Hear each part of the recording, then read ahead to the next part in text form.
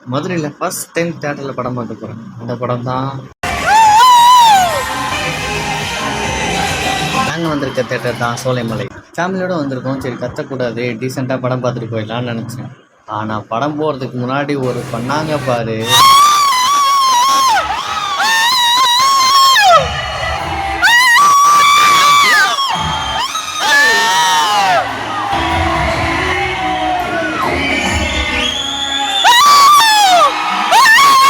Expect பண்ணாத moment செம்ம.